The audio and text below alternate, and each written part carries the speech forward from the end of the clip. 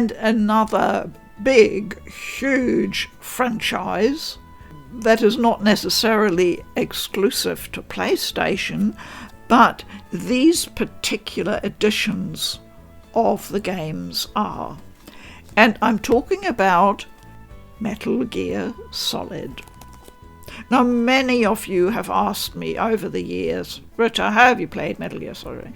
And I've always said, basically, no, not yet. I have been steadily getting the games, making sure that I've covered all in certainly the main series and some of the spin-offs, so that I can sort of play them all together once I have that mythical time available when I can just sit and play only Metal Gear Solid. The big exclusive in terms of the specific edition is the Legacy Collection. And I was lucky that I was still able to find a sealed new copy, actually not that long ago. So the Legacy Collection North America is listed by price charting at around $32 average for a CIB edition, a new one around 36. So that's the baseline price. I would say I certainly paid that much when I bought my new copy. But I'm pretty sure I've heard people mention that they've had trouble actually finding a copy of the Legacy Collection, so it can be a bit tricky, in which case the price might be a bit higher, I would say. So not to be confused with the HD Collection, which is not an exclusive. And the other MGS game that is also a true exclusive is the fourth entry, Guns of the Patriots. And this is the other label I was thinking of, called Platinum, that yellow band one. Once again, it was just something that popped up here locally on a trading site, and I thought, I better grab a copy, especially when you can still get it at a reasonable price. It's really hard to tell what will become almost inaccessible through rarity and price. There is a certain amount of guesswork and sheer luck involved, I'm afraid, which is what also sometimes makes it so exciting, let's face it. So I've got this slightly manky looking yellow platinum edition, but it does have the manual with it in good condition, and that's always to me personally, of huge importance. And I know that most of you value your physical manuals very much. Okay, true exclusives. 3 games which I showed you in the launch edition video are also true exclusives, and I'll just mention them here again, but we talked about them before, and those Genji, Days of the Blade, Dark Kingdom from the Untold Legends series, and of course Resistance, all 3 of them, all exclusives. Okay, this is another slight surprise, and that's of course Ico and the Shadow of the Colossus, the collection edition. I only bought this very, very recently, like a couple of months ago. I'd have to say, as a historic piece to have it in my collection. I have, of course, the remake of Shadow of the Colossus for the PS4, so that's what I would play normally. Ico I only ever had digitally, I think once again due to PS Plus, so I thought probably a good idea to have it safely on disc. I was really surprised that this should be an exclusive, but it only is because it is a collection. There are, of course, PS2 games and remasters. The only reason I can see why it is actually an exclusive is because while Shadow of the Colossus was remastered for PS4, Ico never was. So it is in its original form in this collection, and this doesn't exist anywhere else except on PlayStation 3. So there you are. If you want to go for exclusives, you'd need to get this one. So this is the North American version, which is actually slightly cheaper than the PAL version, listed at around $13 average on price charting. So not a high price. Nice to have if you want to go for exclusives. Okay, and now we come to my special area, and that's of course JRPGs. So let's have a look at the remainder of those. The Guided Fate Paradox. It's an NIS JRPG, a dungeon crawler, basically. Now, I have 2 copies of this. One is still sealed, simply because it was around and I could pick it up cheap. And I thought, well, a good idea to have a backup copy. You never know when a friend or someone else says, oh, I can't find a copy, you know. I do like to have a few things for trading with friends and fellow collectors. I don't think it's difficult to find at this stage, but it may well in the future, because as you know, niche JRPGs usually don't receive a very high print run, so stocks do eventually run out. This one is still what I would call at the cheap end, at least according to price charting, but a lot would depend on availability in your region. It's a nice dungeon crawler. It's not exceptional in any particular way, and has got the usual slightly wacky but not overly wacky story. So here we have the basic story setting. Your typical second-year high school student became God by winning a shopping mall lottery. Now he must guide all kinds of different fates. Here we see a bit of typical NIS meta-humour at play, referring to the tutorial, one of the characters in-game. This is the framework for the game. There is an original world set within a fairy tale. I'm sure you recognise this one, except Cinderella is not quite like what we're used to from the traditional tale. And like clockwork, I will meet the... And here is the copy world, where our hero, high school student turned god, will have to intervene and try and make wishes come true in the original world. It is a fascinating and clever concept. However, getting there involves your pretty standard traditional dungeon crawling.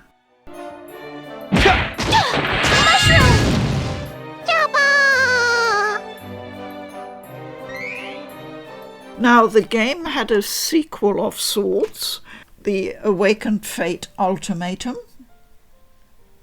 Who will live and who will die, their fate is in your hands. And I haven't played this sequel yet. I don't think it's rated quite as highly as the original game, but the prices look to me like a bit higher than the Guided Paradox. So you would have to shell out a little bit more for this one. Time and Eternity.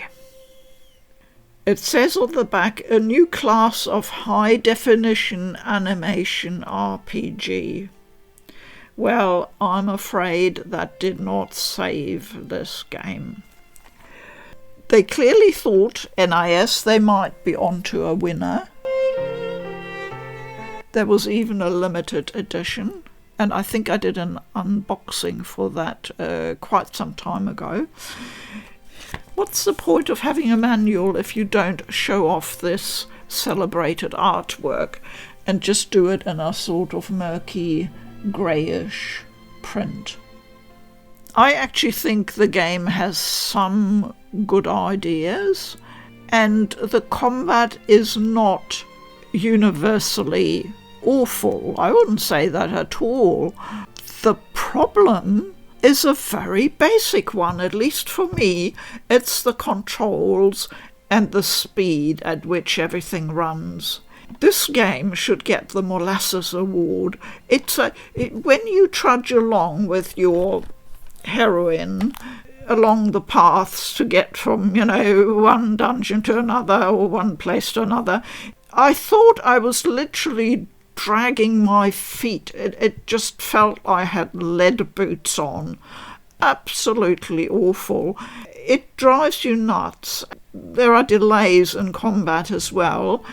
It just made the experience of playing almost unbearable after a while, and I just set it aside, and it's not often that I have returned to it. It's kind of sad, really.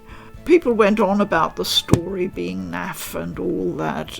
I don't know. It had almost a bit of a Kill Bill vibe about it, certainly from the opening, from the premise, about your husband to be being shot right there at the wedding.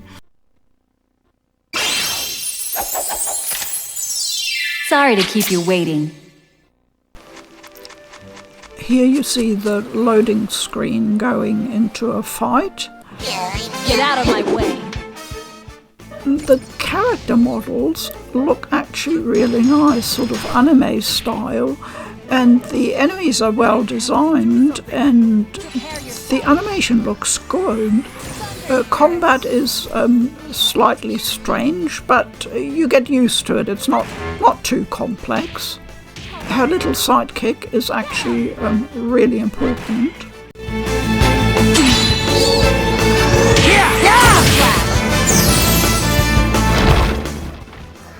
The soundtrack is actually really good.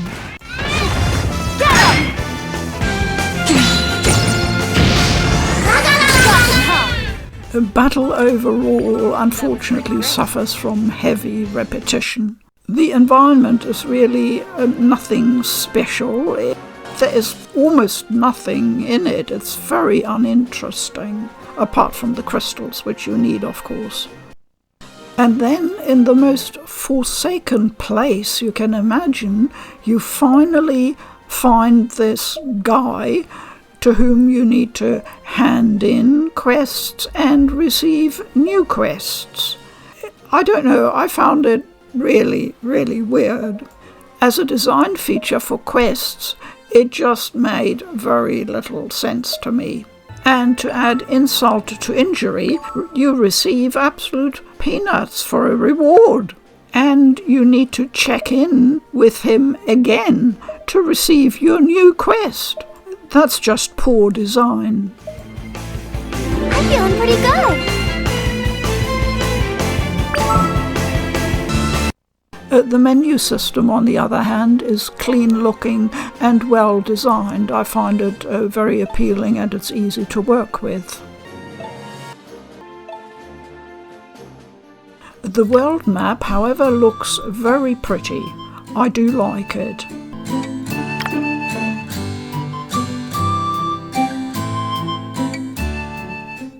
Going into towns is a bit of a disappointment. They look very generic.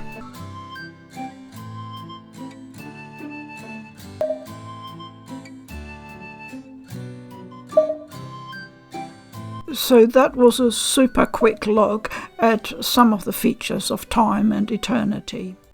But that is one thing about games and their value and collecting. Nobody will congratulate you if you pick up a copy of this. Probably everybody will say, oh, you bought a real lemon there. Once a game has a bad reputation, it is awfully hard to overcome that. Only an extreme rarity that causes a sudden market spike would probably bring a different perspective. But once people say a game is no good, don't get it, people won't buy it and it sits on the shelf, and that certainly doesn't help with value either. At least it means you should be able, if you want to pick up a copy quite cheaply. I always have a soft spot for games that sort of fall flat and nobody wants them and everybody hates them, you know. I always think, that's not nice, let's give it a home, you know. And to be honest, I've sometimes gone into the game and felt like it was an absolute chore to play it. And then sometimes I've had moments where I thought, oh, that was really fun, or that was a good scene. It wasn't all bad, let's put it like that. But yeah, not enough good moments. Now, this is a really interesting Japanese game.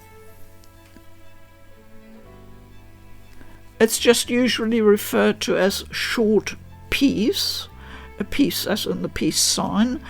Ranko Tsukigime's Longest Day as the full title, published by Bandai Namco. Dramatic anime and video game in one package. A feast for the imagination from the world's greatest creators. I think I once, years ago, put up a short clip of some gameplay here on the channel, so I'll get the link to that and I'll put it in the description if you want to check it out. This game is not listed on any list I can find as an exclusive, but I think it might be. So if you know any more, please do let me know. I'm pretty convinced it is a PS3 exclusive. It is, by the way, not a JRPG. It is more of an action game. It was released in 2014, designed by Crispies in collaboration with Suda51 and Grasshopper Manufacture. Suda51 wrote the story. It's a hybrid. It's not a game as you usually know it. It's part of some kind of anthology that involves a film as well. It will probably be better known in Japan, and it feels like maybe a short story collection, more something like that. It's also quite short, the game itself. The action is very fluid and very fun, and it's very nicely produced and presented. But I would say Western audiences probably weren't quite sure what to make of it. So I would say this is a really unusual game, and for that reason alone, well worth having in a PS3 collection. I'm certainly glad I got a copy. So Short Piece is listed on price charting for the CIB version, the PAL version, which is what I've got, at around $42. But I see it varies quite a bit. There's a large price curve from going anywhere from $20 up to $80. So obviously availability is a big if. So if you happen to see a copy anywhere in a shop that you visit and it's in good condition, I would say, and the price looks good, I would say do pick it up if you want to collect for the PS3 and aren't afraid to get something very Japanese and very unusual. Next up, one of my favourites, a JRPG I played very early on, and that's White Knight Chronicles. It's just a pretty traditional JRPG. It does everything that you would expect of a JRPG, and I've always had a pleasant time with it, playing it. General, I give you Valendor.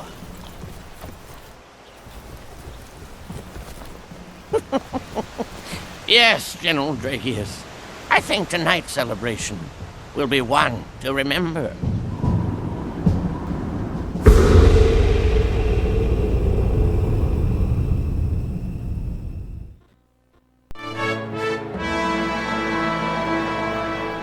And straight away, I get a really strong Final Fantasy vibe. Any moment now. The prophecies were very specific about where it would begin. just look at a scene like this, I can't help but think of Final Fantasy XII. White Knight Chronicles was released 2 years after Final Fantasy XII. And here we meet our main character and hero. Damn it, Lennon! Whoa! Where the hell have you been? You better not have forgotten what today is! Yeah, I know. Today is the princess's ball. She's introduced to society and we step into the big time. Got it. And while you're at it, that's the new gal. Take her with you. And this is your character. You can customize him or her. Leonard. Ow!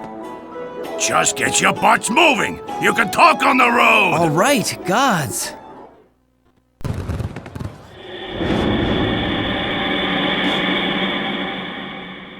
Weird. Was that foreshadowing? And they set off on their adventure. Now, there is slightly confusing. There is an international edition which I think only has the first game in it, and then there is White Knight Chronicles 2, which includes the fully remastered version of the original game, just to confuse matters. So that's the PAL version, and this one is the North American version. Let's have a quick look at prices, but I think it's one of those games that hangs around shops and people always say, White Knight Chronicles, and pass it by. But if you're into JRPGs, I would say this is a must-have in your collection. Not because it's one of the best JRPGs ever, no, but it's a really solid entry, and I could not imagine having my collection without this particular JRPG. It's as simple as that. I forgot to mention one little point about White Knight Chronicles, and that is the developer is level 5. If that's important to you, then I think that's a consideration. And it was their first project for the PlayStation 3. So interesting. Average price for CIB is $18 US, so not overly expensive and well worth it in my opinion. And the final JRPG is a sore disappointment. At least the copy is in good condition. Yes, it is Last Rebellion. Another Nipponichi Software game. Surprisingly enough, a price charting lists the PAL copy at an average of around $23 US. That's quite surprising for a game that practically nobody has a good thing to say about. But in the end, as you've probably figured out by now, the market does take reputation into account, but the overriding concern is the supply situation, rarity or not. So there's quite a lot of variation here in what people paid for the game CIB, anywhere between $12 and $40 I see over the last few months. I haven't got any further information on Last Rebellion, except that it came out in 2010. I recall that the character models, I think, were actually really nicely done, but the setting and the backgrounds were absolutely awful.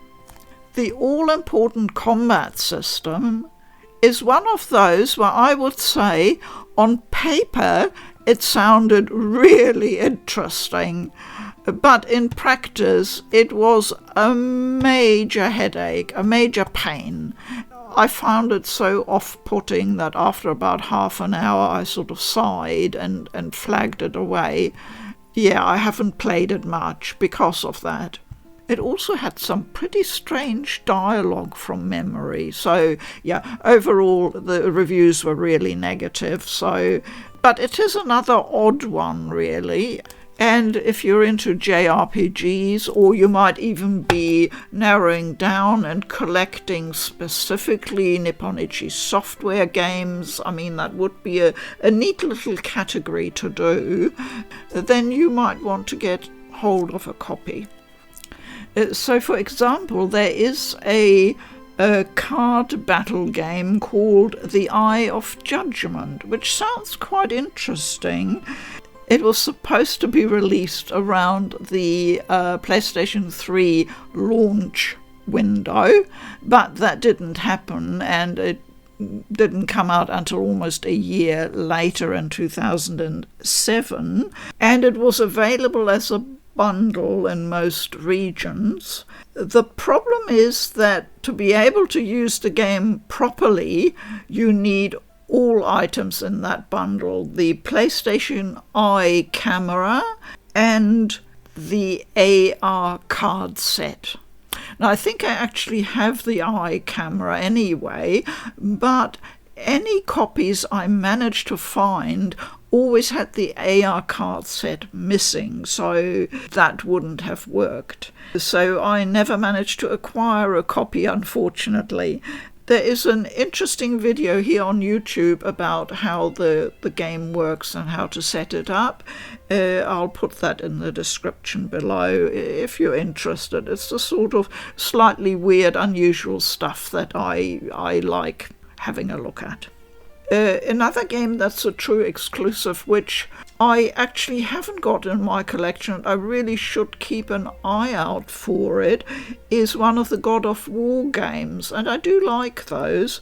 It's the one called Ascension, and it was first released in 2003, a seventh installment in the series, and it's not expensive. I'm pretty sure I have it digitally, so I need to remember to keep an eye out for it.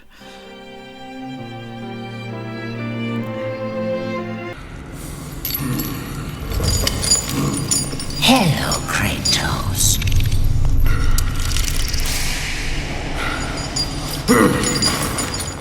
Poor old Kratos. How's he gonna get out of that bind?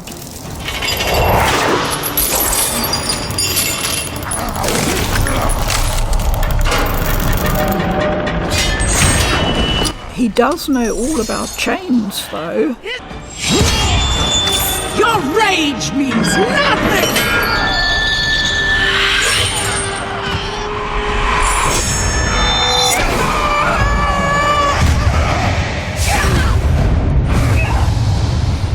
I think you can see straight away that the graphics are pretty fantastic for the PS3. Die, mortal! And the set pieces and backgrounds are pretty extraordinary. We will see how you fare against the Hecatoncheires!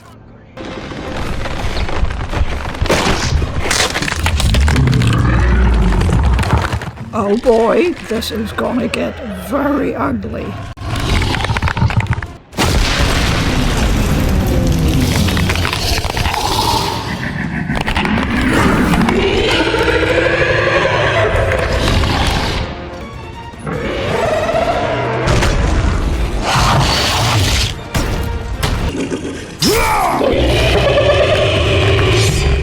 These are the QTE events that God of War is so well known for, and they are, of course, spectacular.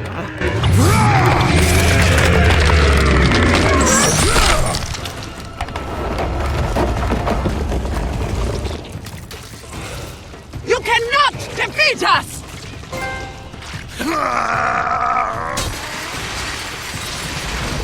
And we've landed in the sewers. Great. Once I got out of there, it got really hairy.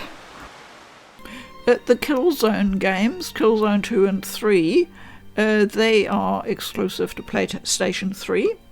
But since I hardly ever play shooters and usually not first person, I simply haven't got them. There is a game called Magus, and I even remember when it was released, and it came and went really, really quickly.